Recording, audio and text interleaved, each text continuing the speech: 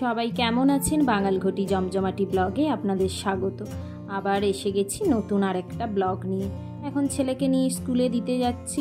আর ছেলের এখন বুঝলেন তো সব কথায় যে আমি এখন 4 years old হয়ে গেছি, আমি আর বেবি নেই।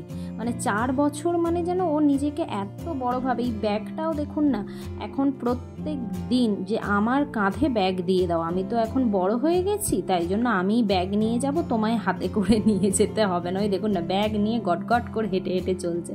আজকে দুপুরে আবার আমাদের একটা নেমন্তন্ন আছে, মা ছেলে স্কুল থেকে ফিরলে যাব।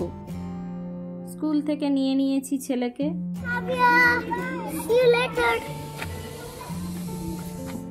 চলো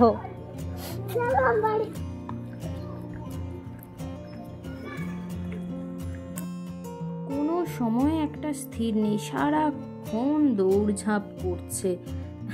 এই দেখুন না, একটু সময় মানে ভুলে গেছিল, তখন বন্ধু পেয়ে গেছিল না, যে কাঁধে ব্যাগটা দিইনি, আমি হাতে নিয়ে গেছিলাম। যেই বন্ধু চলে গেছে আবার মনে পড়ে গেছে, আবার দেখুন এইটুক যাবে সেটাও নয়, আবার ওকে ব্যাগটা পরিয়ে দিতে হয়েছে। বললাম তো যে দুপুরে তো আজকে রান্না নেই, এই ছেলেকে নিয়ে গিয়ে, আমার স্নান টান সব হয়ে গেছে, ছেলেকে নিয়ে গিয়ে শুধু স্নান করাবো, নিয়ে আমরা যাব। এই যে এসে গেছি আমরা এখানে। আসলে এনাদের না গৃহপ্রবেশ ছিল এই আগের সপ্তাহে। আজকে আছে নরনারায়ণ পুজো, মানে এই দিদি উনি হচ্ছে যে 11 জন ছেলেকে পুজো করবেন। এবার 11 জন ছেলের সাথে তাদের মায়েদের ইনভিটেশন। এই দেখুন, প্রথমেই সবাইয়ের হচ্ছে যে পা ধুইয়ে দেওয়া হচ্ছে, তারপরে কি আমি নিজেও জানি না, আগে দেখিনি। তো যাই হোক, 11 জন ছেলেকে আজকে পুজো করা হবে। এটাই আজকে বেসিক্যালি মানে বাড়ির যে মানে আমাদের যে ইনভাইট করেছে তার মেন কারণ হচ্ছে যে নরনারায়ণ পুজো আছে।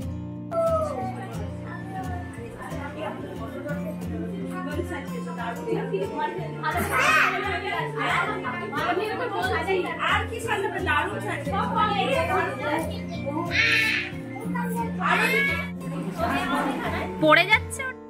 হয়ে গেছে আমাদের খাওয়া দাওয়া, সব যা যা ছিল সব কিছু হয়ে গেছে।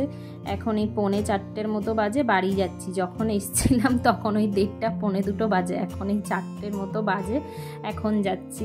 ওই তো প্রথমে সব রিচুয়ালস দেখানো হয়নি, এত সব গল্পে মেতে গেছিলাম। প্রথমে তো ওই পাটা ধোয়ানো হলো, তারপর ওদের দিকে কিছু স্ন্যাক্স দিল, ওই জুস, কেক, বিস্কিট, চিপস। তারপরে হাতে কিছু টাকা দিতে হয়, যাদের পুজো করা হচ্ছে টাকা দেওয়া হলো। তারপরে সবাইকে একটা করে গিফটস।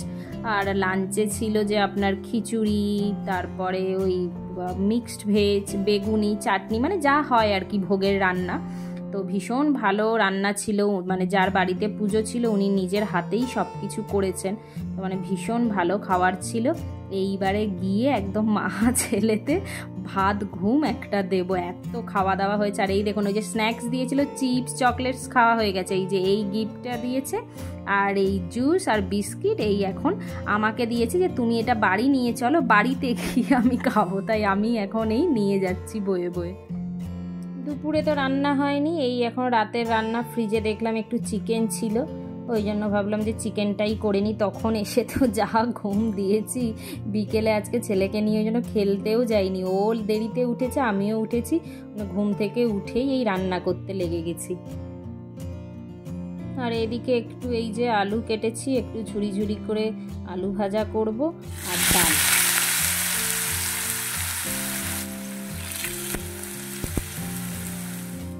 রান্না কমপ্লিট। এদিকে এই তো আমার চিকেন রেডি হয়ে গেছে, ডাল আর ওই ঝুড়ি আলু ভাজা। তো চলুন ব্লগটা আজকে তবে এখানেই শেষ করছি। যদি ভালো লেগে থাকে তো লাইক অ্যান্ড সাবস্ক্রাইব করতে ভুলবেন না।